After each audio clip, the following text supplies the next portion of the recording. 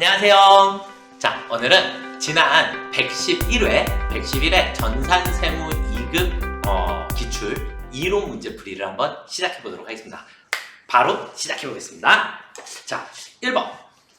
다음 중 재무제표의 기본 가정에 대한 설명으로 가장 옳은 것은 그랬어요. 자, 우리 1번. 기본 가정이라고 했는데 우리는 기본 가정에 세 가지가 있어요. 첫 번째는 계속기업의 가정, 그 다음에 기업 실체의 가정, 그 다음에 기간별 보고의 가정. 이렇게 세 가지가 있더라. 세 가지가 있더라. 이렇게 보시면 되겠고, 첫 번째 계속기업의 가정이다라는 얘기는 계속기업의 가정은 우리 회사는 계속적으로 운영할 것이다 라고 하는 전제가 되겠고, 기업 실체의 가정은 채권자나 투자자로부터 독립적으로 존재해야 한다. 독립적으로 존재해야 한다. 라는 개념이 되겠고요.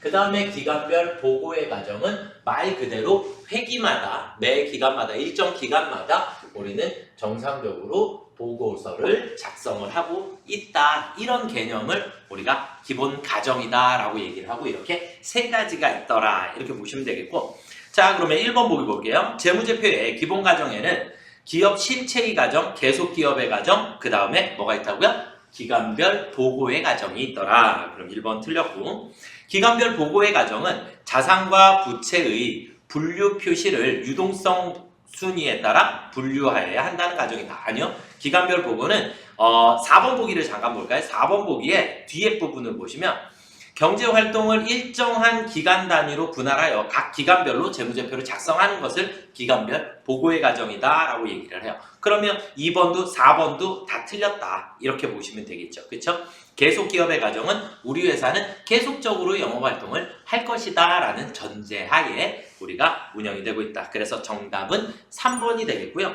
3번 보시면 기업 실체의 과정은 기업 실체를 소유주와는 독립적으로 보아 기업의 자산과 소유주의 자산을 분리하여 인식한다. 그러니까 절대 경영활동에 투자자의 소유주의 자기의 자산과 회사의 자산이 혼합되어서는 안 된다. 그래서 어찌되었든 독립적으로 존재해야 한다. 이런 개념이 되겠어요. 그래서 3번이 정답이 되겠고요. 자, 문제 2번으로 가볼게요. 문제 2번. 문제 2번은 재고자산에서 너무도 자주 출제가 되고 있는 문제고, 물가가 지속적으로 상승하는 경제 상황을 가정할 때 다음 중 당기순이익이 가장 적게 계상되는 재고자산 평가 방법. 그럼 물가가 상승 중이다 라고 그리면 물건값이 점점 비싸지고 있다.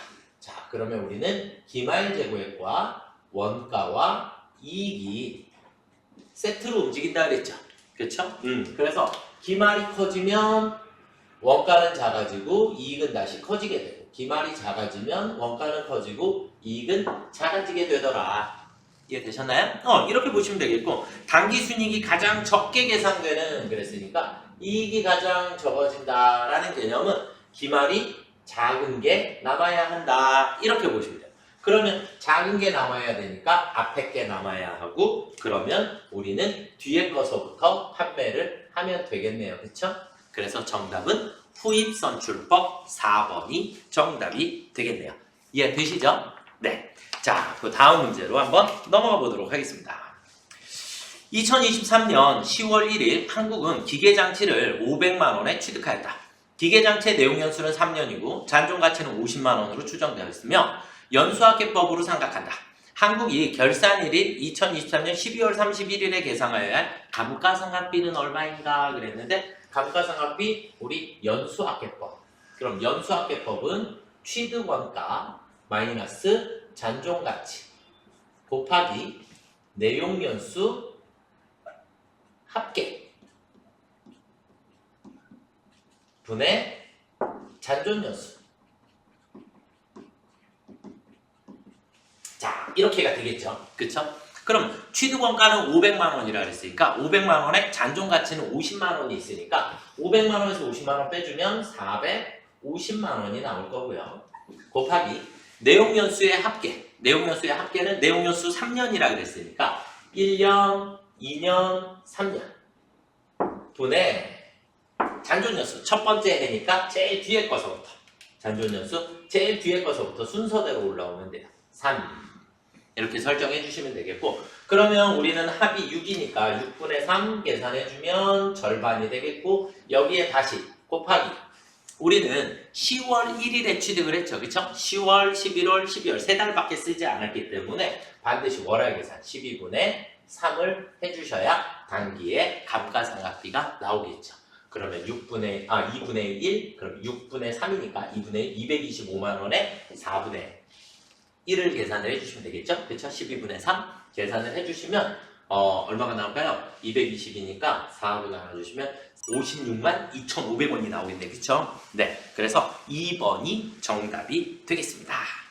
이해가 되시나요? 네. 그래서 연수학계법 정도는 여러분들이 계산하실 수 있게끔 공식을 조금 암기를 해주셨으면 좋겠다라고 생각이 듭니다. 자, 그 다음 문제 4번으로 넘어가 보겠습니다. 문제 4번은 무형자산에 대한 설명으로 옳지 않은 것은 그랬어요. 자, 그럼 무형자산에서 우리 시험 문제 나오는 건 무형자산의 상각 방법은 결정할 수 없으면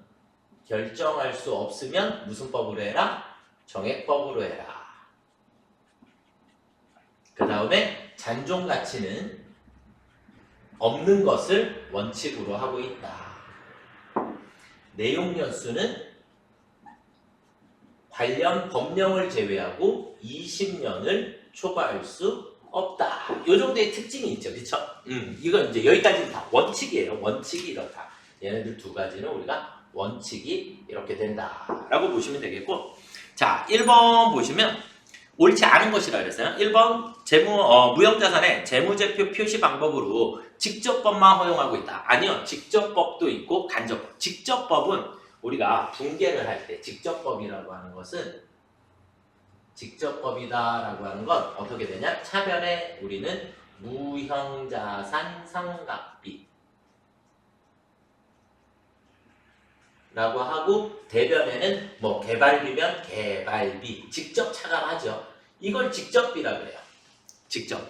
직접법. 그럼 간접법은 우리 유형자산의 감가상각 하실 때 차변에 그냥 우리 감가상각비 쓰시고 대변에 감가상각 누계액으로 처리해서 유형자산에서 간접 차감하죠. 그게 간접법. 무형자산은 직접법을 많이 사용하기는 합니다. 직접법을 많이 사용하기는 하는데 직접법에 누계액을 쓸 수 있는 간접법도 사용할 수는 있습니다. 이해가 되셨나요? 그래서 일단 정답은 1번이 되겠고요. 자, 2번 보기 볼게요. 무형자산 상각지 잔존가치는 원칙적으로 없는 것으로 본다. 맞죠? 네. 무형자산, 유형자산과 마찬가지로 매입가액의 취득 관련 부대 원가를 가산한 모든 자산 구입 시 재비용 및 수수료는 원가에 포함한다라 그랬고요. 무형자산의 상각기간은 독립적 배타적인 권리를 부여하고 있는 관계 법령이나 계약에 정해진 경우를 제외하고 20년을 초과할 수 없다. 이해가 되셨나요? 그래서 정답은 1번이 되겠습니다. 자, 그 다음 문제 5번으로 넘어가 보도록 하겠습니다. 문제 5번. 우리 문제 5번은 다음 중 자본 항목의 자본 조정으로 그럼 자본 조정은 우리가 두 가지로 나눠져요. 그렇죠? 두 가지로 자본 조정은 플러스 항목과 마이너스 항목이 있어요. 플러스 항목에는 우리가 신주청약 증거금이라고 하는 게 있고요. 신주청약 증거금 그리고 미교부 주식배당금이 있어요. 미교부 주식배당금. 이렇게가 자본 조정의 플러스 항목이고 마이너스 항목은 우리 앞에서 배웠던 주감자가 나오죠. 그래서 주식 할인 발행 차금, 감자 차손, 자기 주식 처분, 손실 그리고 자기 주식이 하나가 더 있어요.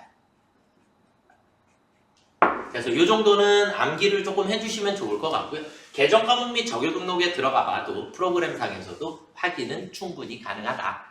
이렇게 보시면 될 것 같아요. 그래서 자본 조정으로 분류하는 것은 그냥 공짜 1번이었죠. 주식 발행 초과금, 감자 차익 2번과 4번은 자본 잉여금에 해당하는 거고 매도 가능 증권 평가 손익은 기타 포괄 손익 누계액으로 우리 암기했죠. 그렇죠? 네. 그래서 정답은 1번이 되겠고요. 자, 그다음 문제 6번으로 한번 넘어가 보도록 하겠습니다. 문제 6번. 다음 중 원가의 개념에 대한 설명으로 가장 옳지 않은 것은 그래서 원가 용어에 대한 설명인데 첫 번째 기회원가가 나왔어요. 기회원가. 기회원가는 제가 수업 시간에 뭐라고 했죠? 우리 넘버 2다라고 했어요. 넘버 2. 그래서 우리는 여러 가지 안건이 있을 때, 뭐 5가지 안건이 있다. 그럼 항상 선택하는 건 가장 좋은 걸 선택하죠. 가장 좋은 걸 선택하고 나머지 포기해야 되는 안건이 4개가 생기는데 그 중에 효익이 가장 큰 거. 그러니까 전체적으로 따졌을 때 넘버 2에 해당하는. 그래서 대체제 중에 효익이 가장 큰 것을 우리는 기회원가다라고 불러요. 그래서 자원을 다른 대체적인 용도로 사용할 경우 얻을 수 있는 최대금액이다. 뭐 이렇게 보시면 되겠고. 자, 그 다음 이제 두 번째는 매몰원가. 매몰원가라고 하는 게 나오는데 매몰원가는 말 그대로 묻혔다. 이미 사용이 되어버렸다. 그래서 의사결정에 더 이상 영향력이 없는 내 장부가란 얘기는 돈을 이미 써버려서 내 장부에 기록이 됐기 때문에 이미 여기에 대해서 왈가왈부할 수 없더라. 그걸 우리는 매몰원가다라고 얘기해요. 그래서 과거의 의사결정으로 이미 발생한 원가로서 의사결정에 고려하지 말아야 하는 원가이다. 이해가 되시죠? 네. 자, 그 다음에 3번은 회피 가능 원가.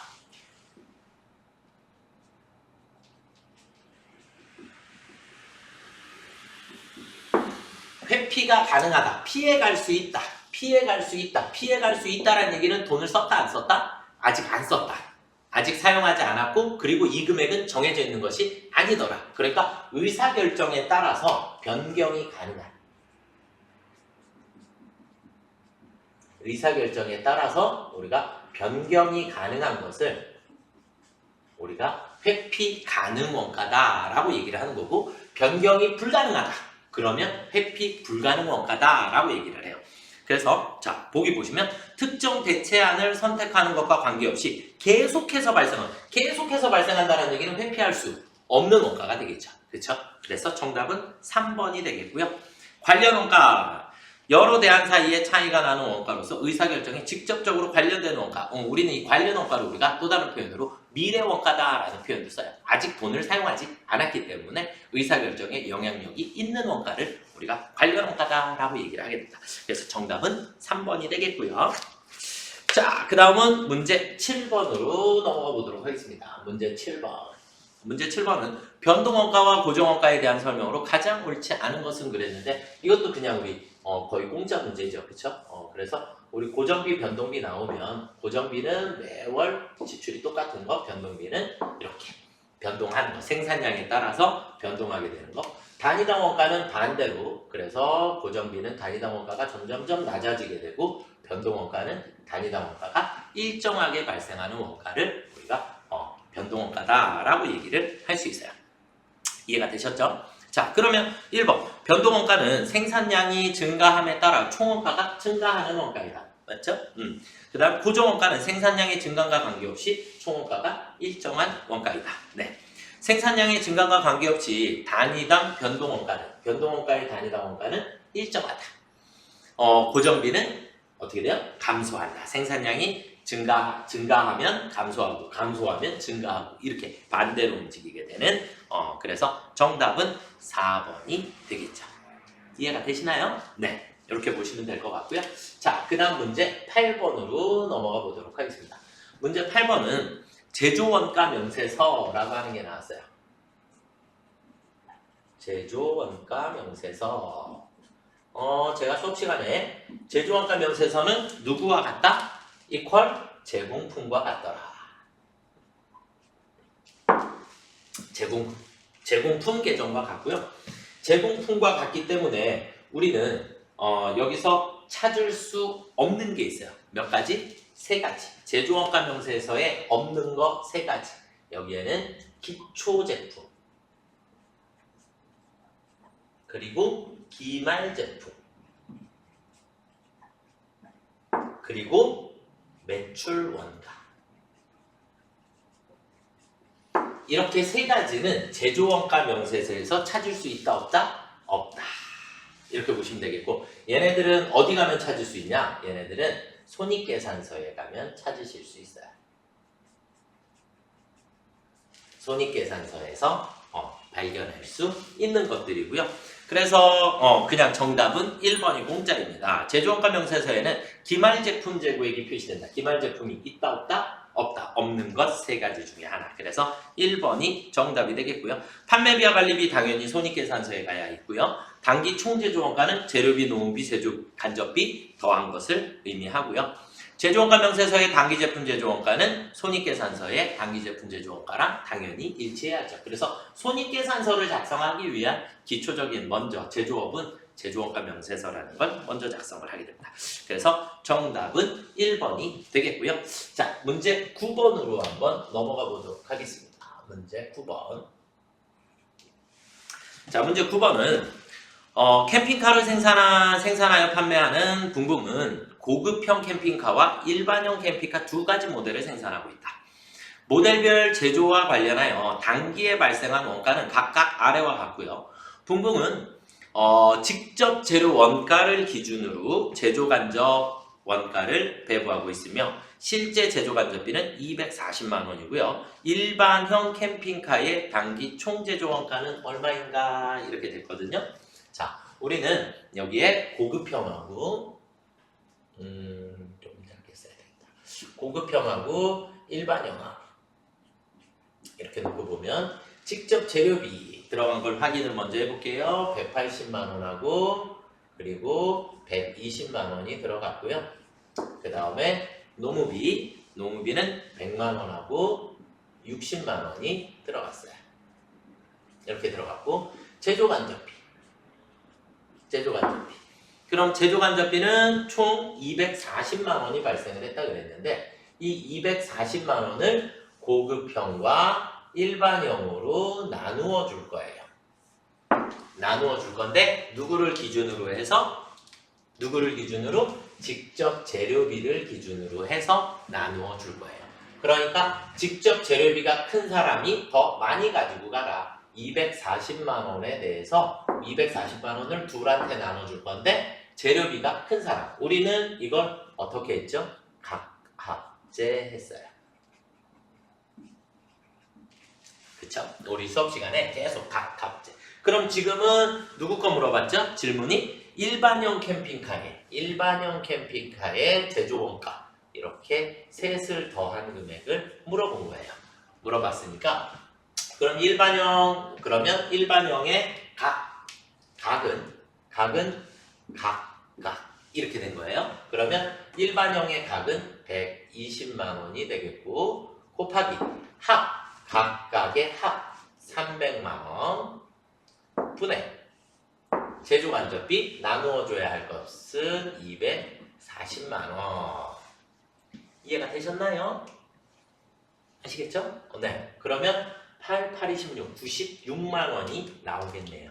제조간접비 배부액은 96만 원이 나오겠어요. 그러면 우리는 일반의 총 제조원가를 물어봤기 때문에 다 더한 250, 276만 원이 정답이 되겠네요. 2번이 정답이 되겠습니다. 이해되시죠? 이 각합제는 여러분들이 반드시 이해를 조금 하셨으면 좋겠다라고 생각을 합니다.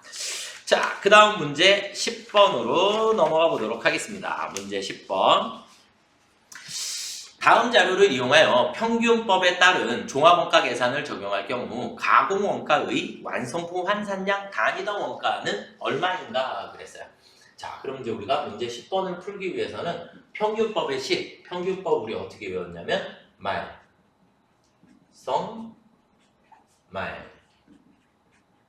총 이렇게 계산을 했거든요. 총은 기초 플러스 단기다.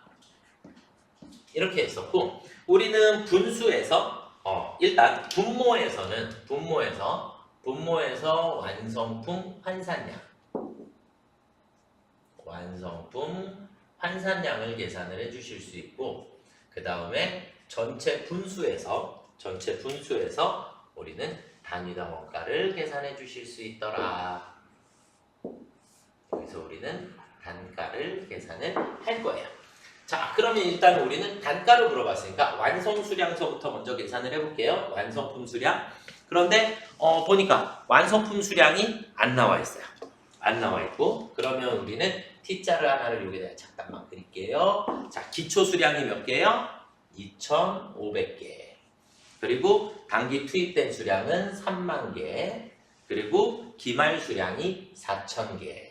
이렇게 됐으니까 26,000개에 28,500개. 28,500개의 완성품 수량이 나온 거고요. 그래서 여기 식에다가 이제 그대로 대입을 할게요. 그럼 완성품 수량은 28,500개 플러스 기말 수량은 4,000개인데 가공비니까 무조건 조업도를 따져주셔야죠. 조업도 30% 그러면 1,200개 분의 총 기초 플러스 단기의 가공비. 기초 가공비는 3만원, 단기의 가공비는 130만 6,500원. 그럼 133만 6,500원. 16,500원이 나오겠죠. 이해가 되시나요? 이렇게 되고, 그러면 둘을 더해야 되니까 29,700개로 나눠주시면 되겠네요. 29,700개로 나눠주시면 대충 3이니까 3, 4, 12, 3, 5, 15 요 정도 나올 것 같네요.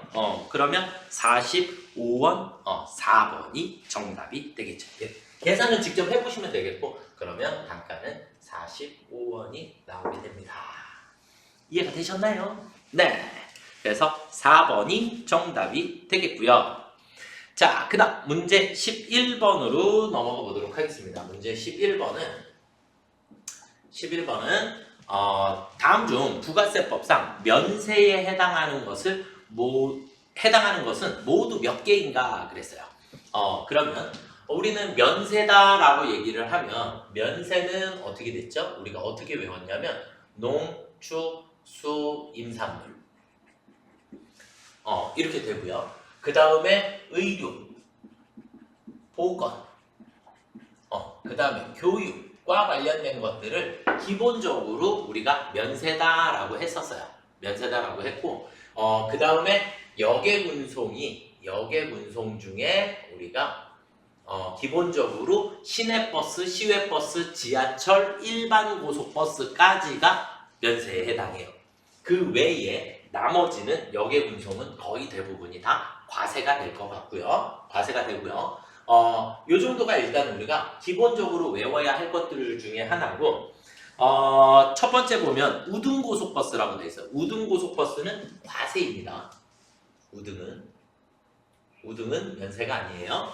일반 고속버스만 면세에 해당하고요. 토지 자체가 면세에 해당합니다. 토지 면세, 금융 서비스에 대해서도 우리가 면세 적용을 받을 수 있게 되고요. 그래서 토지의 공급이 면세. 자, 그 다음에 다번에 보시면 자동차 운전면허 학원, 교육은 원래 면세가 맞아요. 그런데 자동차 운전면허 학원하고 그 다음에 학원은 이렇게 두 가지가 자동차 운전면허 학원, 무도학원이 과세에 해당합니다. 자, 그 다음은 식용으로 사용되는 외국산 미가공 식료품, 농축수 임산물, 식용은 무조건 다 면세예요. 식용은 무조건 면세고 비식용도 국내산은 면세고 수입산 비식용만 과세에 해당해요. 아시겠죠? 그래서 지금은 식용으로 사용한다 그랬으니까 면세 맞고요. 그 다음 형사소송법에 따른 국선변호인 국가가 제공을 해주는 거죠. 그래서 얘도 면세에 해당합니다. 면세에 해당하고, 그 다음에 제작 후 100년이 초과된 골동품, 골동품은 거래를 하게 되면 이건 부가세법에 면세 제외라고 되어 있어요. 그래서 우리는 과세다라고 보시면 될 것 같고요. 그러면 나, 라, 마 세 개가 면세에 해당하게 됩니다. 이해가 되셨나요? 네, 그래서 3번이 정답이 되겠고요. 자, 그 다음 12번으로 한번 넘어가 보도록 하겠습니다. 12번. 부가세법상 대손세액공제에 대한 설명으로 가장 옳지 않은 것은, 저희는 대손세액공제 신고서를 작성하니까 당연히 다 알고 계셔야 되겠죠. 대손사유에는 부도 발생일로부터 6개월 이상, 부도는 무조건 몇 개월? 6개월이 경과해야지만 대손으로 처리가 가능하다. 회수기일이 6개월 이상 지난 채권가액 30만 원 이하의 소액 채권에 대해서는 6개월 경과 후 대손 처리가 가능합니다. 재화를 공급한 후 공급일로부터 15년이 지난 날이 속하는 과세기간에 대한 대손은 10년까지 공제가 가능합니다. 그러면 정답은 3번이 되겠네요. 그렇죠? 그래서 대손세 공제는 몇 년까지? 10년까지 10년까지 대손세 공제가 가능하다. 이렇게 보시면 되겠고, 대손세액은 대손이 확정되는 날이 속한 과세기간에 매출세액에서 마이너스 차감할 수 있죠. 대손세액 공제받아야 되니까. 그렇죠? 네, 그래서 정답은 3번이 되겠습니다. 자, 그 다음 13번 문제로 넘어가 보도록 하겠습니다. 자, 13번 문제는 다음 중 소득세의 특징으로 가장 옳은 것은 그랬어요. 소득세의 과세기간은 사업자의 선택에 따라 변경할 수 있다, 없다? 없다. 소득세의 과세기간은 무조건 1월 1일서부터 12월 31일까지이고요. 예외는 딱 두 가지가 있어요. 예외는 사망과 출국. 사망하고 출국을 제외한 나머지는 무조건 1월 1일서부터 12월 31일까지를 과세기간으로 하고 있고요. 자, 그 다음에 거주자의 소득세 납세지는 거주자의 거소지가 아니라 주소지입니다. 거주자의 주소지 관할 세무서. 그러니까 우리가 주민등록 등본 띄면 나오는 주소, 이 주소지 관할 세무서에 납부하도록 되어 있고요. 거소지라고 하는 것은 주소랑 조금 다르게 살고 있는 곳을 얘기를 하는 거거든요. 그래서 우리는 무조건 주소지를 보게 됩니다. 자, 소득세법은 종합과세제도에 의함으로 거주자의 모든 소득을 합산한다. 이게 이제 조금 함정? 모든 소득이 아니라 우리는 종합과세라고 하는 게 있고요. 그 다음에 또 뭐가 있어요? 우리 분류과세라고 하는 게 있죠. 그렇죠?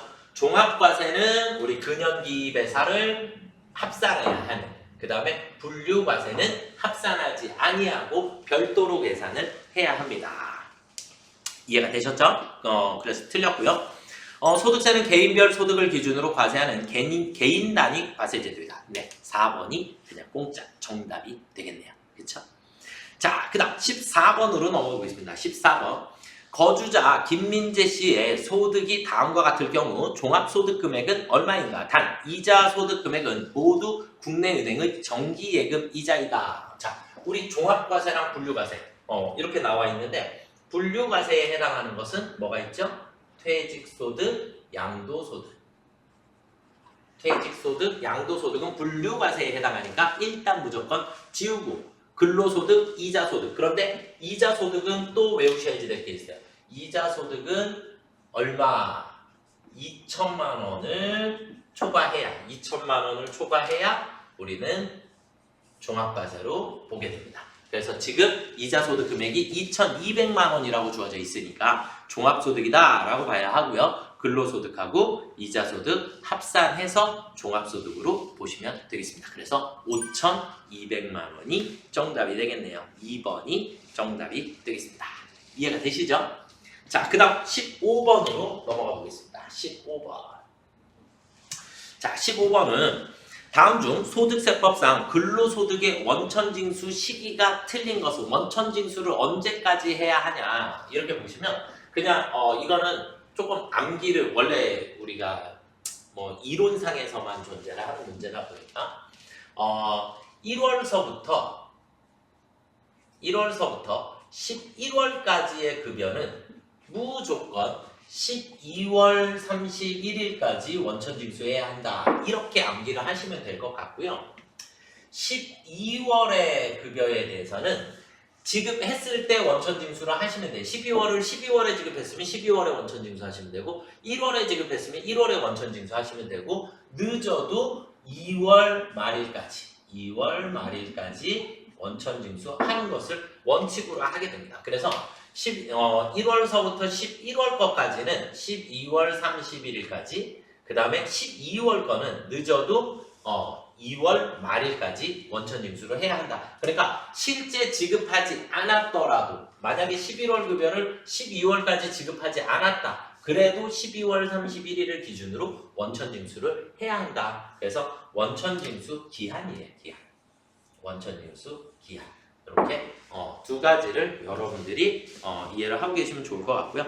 그래서 1번 보기는 11월 귀속이니까 12월에 지급했으면 12월에 2번 보기는 11월 귀속인데 1월에 지급했어요. 그래도 언제까지? 12월까지 원천 징수를 하셔야 합니다. 그래서 2번이 일단 정답이 되겠고요. 12월 귀속은 12월에 지급했으면 12월에, 1월에 지급했으면 1월에, 2월에 지급했으면 2월에, 2월까지 지급을 하지 않았다. 그래도 우리는 2월 말일까지는 우리가 원천 징수를 해야 한다. 이렇게 보시면 돼요. 그래서 1월에 3번 보기는 1월에 지급했으니까 당연히 1월 기준이고, 그 다음에 3월 달에 지급을 하게 되면 2월이 넘어가 버렸죠. 그럼 무조건 2월 말일을 기준으로 하게 된다. 그래서 정답은 2번이 되겠습니다. 이해가 조금 되셨나요? 네. 문제의 난이도는 그냥 보통 정도 수준이었었던 것 같아요. 보통 정도의 수준이었었던 것 같고, 조금씩만 암기하셔야 될 내용들이, 우리가 연수학계법도 잘 안 나왔었는데 지금 연수학계법이 이제 자주 요즘에 또 등장을 하고 있고, 그래서 이런 것들을 조금 암기를 해주시면 좋을 것 같고요. 원가 계산의 평균법에 예전에는 계속 완성분 환산량 물어보는 문제만 많이 나왔었는데, 이제 단가까지도 계산을 해야 되는 문제들, 뭐 이런 것들이 있으니까 면세도 조금 자세히 자꾸 나오다 보니까 여러분들이 항목들을 조금 추가해서 암기를 조금 해주시면 좋을 것 같습니다. 네, 돌아오는 시험에 좋은 결과 있기를 기대하겠습니다. 열심히 응원하겠습니다. 오늘 여기까지 수고들 많이 하셨습니다.